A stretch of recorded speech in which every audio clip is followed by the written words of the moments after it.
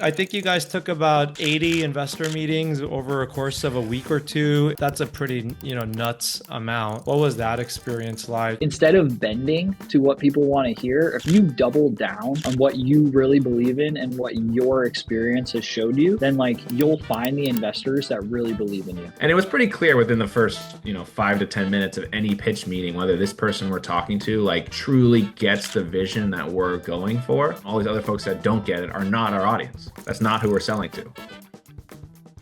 You were in the recent Y Combinator winter cohort. You graduated in March with demo day. You had a very successful demo day and fundraise. So let's talk about that. We have a lot of AI founders that are listening, and there's a lot that I think could be helpful to the next generation of founders. YC is one of the premier brands. It obviously is without, bar none, it's the best accelerator program. So why don't you maybe open up the veil a little bit, help us understand what that experience was like. I know it was great. You met a lot of great people. The YC people were great. The cohort's great, all the usual stuff. But I guess give us like the interesting stuff. Like what was one unforgettable lesson or moment from that cohort? I think Brad has a really interesting perspective as, he's gone through the program twice, kind of like in its earlier days. And now once it's much more, I suppose, built out. Yeah, they definitely Yeah, improved a lot of their operational processes to make things work smoother. I tell Ben this, but like when I did the last time, it was kind of like this was in 2017, right?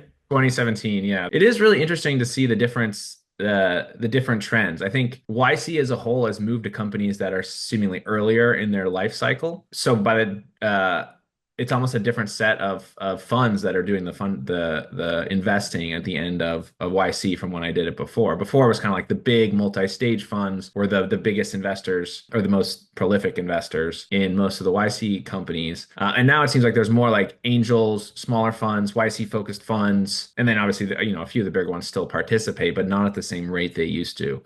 And I think that's just a change in how the companies are being built. You can do a lot more with a lot less. You don't need as much capital right away. Founders are looking to give away less percentages of their companies. And then, when they are ready, that's when they kind of go, 6, 12, 18 months after YC to kind of the bigger funds and ask for those bigger rounds when they have more to show for it. That's a really interesting observation.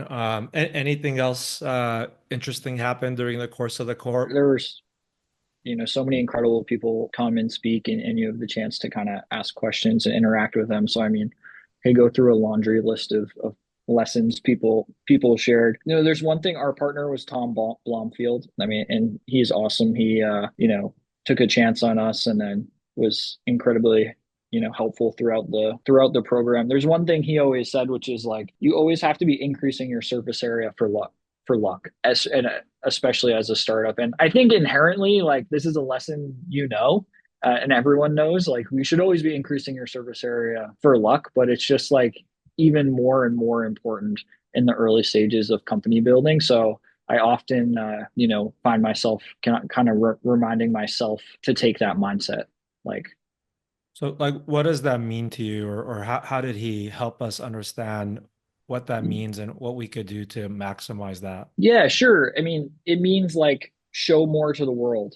Like, even if 10 people think you're dumb, maybe you meet one person who becomes a customer, right? That's a really concrete example. Go talk to 10x more customers because like you might get lucky and learn something, right? It's like you never know. Like you just need to put more out there so that there's more surface area. Like the more surface area for WAS out there, the more chances that something really good happens. Got Yeah, it. and So, I so think part of that is like the numbers game idea, right? Like more investor meetings, more customer discovery calls. Is that what he meant, or did he mean more to it than that? I think how it translated for us and like the most meaningful thing was like putting our launch out there kind of more earlier than we were originally comfortable with. Basically, just to see what people wanted and help us then direct our product development from that in a more meaningful way. So, like, I think without Tom's advice, we probably would not have done that. Yeah. Yeah. So like even as experienced founders, like you have to get your MVP out sooner, but sooner to you was not as soon as Tom Yes. would have liked. Yeah, yeah, yeah, And having done it, you're like, shit, he was right. Yeah. Uh yeah, no, that makes a lot of exactly. sense. So then I think you guys took about 80 investor meetings over a course of a week or two in that time period around and after demo day. I mean, that's a pretty, nuts amount, 80 investor meetings over like 10 to 14 days. What was that experience like? And Yeah, I mean, you learn a lot of different things. Like, first of all, it's absolutely exhausting. Yeah. Like, like, I mean, I think we were doing, 12 plus meetings a day for I don't know how many days in a row, but like I saw a friend afterwards and he's like, you look like you've aged 10 years in a week. I was like, I feel like I've aged 10 years in a week. You learn a lot. You learn what resonates with people. You learn, maybe how to improve your storytelling. I think you also learn that there's like a line between kind of changing your narrative to fit what other people want to hear and telling the story that you really believe in firmly based off of the data, based off of your experience, and based off your vision for the company. And like, it's kind of counterintuitive and it's kind of like sales, right? Where if you double down, like instead of bending to what people want to hear, if you double down on what you really believe in and what your experience has showed you, then like you'll find the investors that really believe in you and want to double down on you as well. And I think that was an interesting learning, right?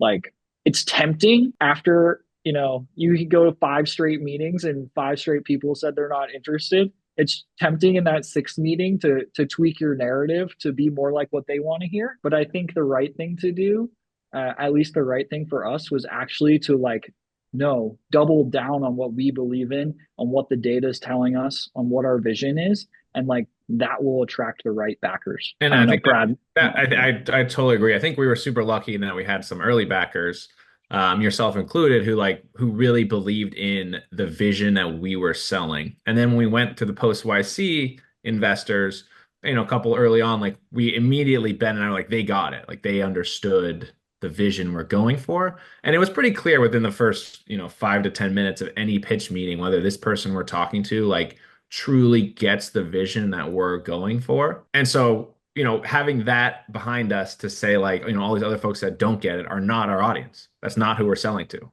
right. We're selling to people that understand the vision and then showing them that we are the right folks to build it. And that's who we have to go for and not change ourselves to match any investors, preconceived notions of what we should be doing.